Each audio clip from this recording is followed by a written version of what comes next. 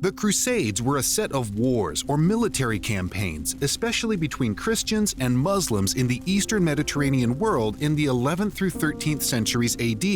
The First Crusade laid the foundation for later crusades by setting the rationale, method of recruitment, and means by which the military campaigns were carried out. The root cause of the First Crusade was the invasion and capture of Palestine and formerly Christian lands in Eastern Europe by Muslim armies. At first, the Fatimids of Egypt ruled over Palestine and allowed Jews and Christians to worship freely as long as they did not try to convert people to their religion, build new places of worship, or refuse to pay taxes. However, when the Seljuk Turks swept down, expanding southward into Muslim territories, they were converted to Islam, much like the Germanic invaders were converted to Christianity by Western Europeans. The Seljuk Turks took Palestine in 1070 to 1071, including Jerusalem. Afterwards, Christian pilgrims reported persecution and attributed it to the harsher administration of Jerusalem. Byzantine Emperor Alexius I was concerned about access to Jerusalem and other Eastern Christian cities like Alexandria and Antioch. Alexius I even feared that the Byzantine capital of Constantinople might fall to the encroaching Muslims, and since he was faced with internal struggles of his own, he reached out to Pope Urban II for help. Now, the Pope had no control over any military in Western Europe and was involved in disputes of his own with Western kings regarding the relationship between church and state. However, Urban II recognized this as an opportunity to improve three situations.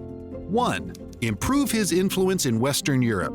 2. Help reunite Eastern and Western Christians following the Great Schism of 1054, the subject of another video.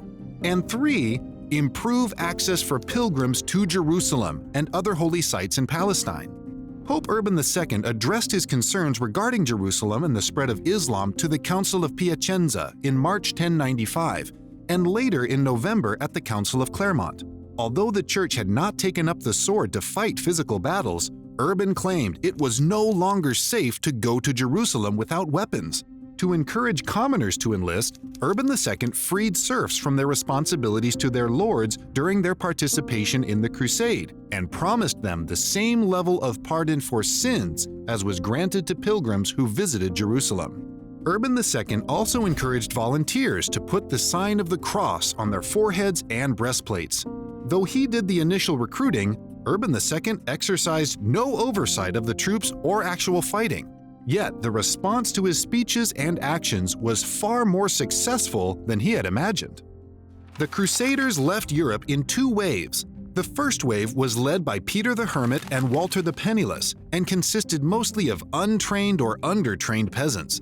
They did not bring enough food for the whole trip, so they pillaged their way across Central Europe, inciting a severe persecution of the Jews living in the region. When the first wave of malnourished Crusaders finally arrived in Constantinople, they wandered into the suburbs and pillaged churches, houses, and palaces. Emperor Alexius I decided to send them across the Bosphorus, also known as the Strait of Istanbul, and told them to wait for reinforcements. The Crusaders ignored these instructions and marched forward to Nicaea, where they were slaughtered by a well-trained army of Turks.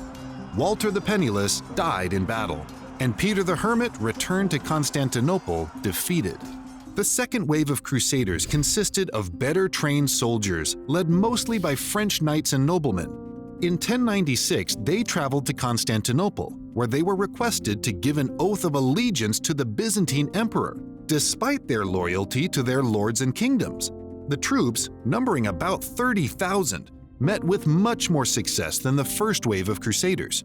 In 1097 to 98, they defeated the Turks in Nicaea, Antioch, Dorylaeum, and Edessa.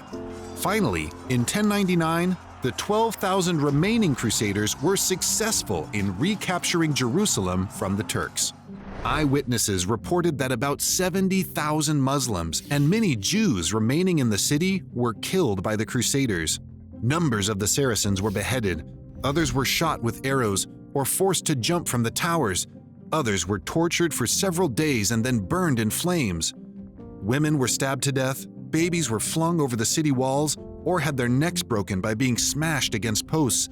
The surviving Jews were herded into a synagogue and burned alive. While some scholars today tend to think that there's a measure of exaggeration in such reports, the brutal treatment of those captured remains a source of enmity between Jews, Muslims, Eastern Orthodox, and Roman Catholics even today. The Crusaders set up Western European-style governments in each city they captured from the Muslims.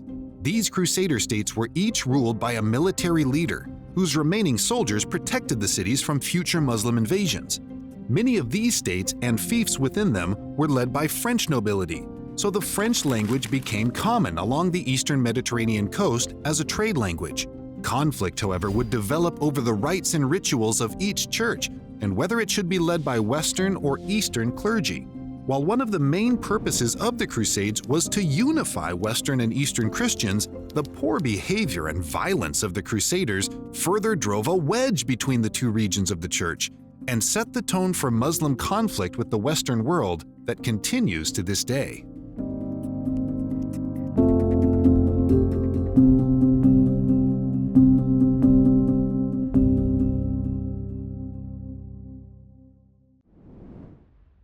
Thank you for watching this video.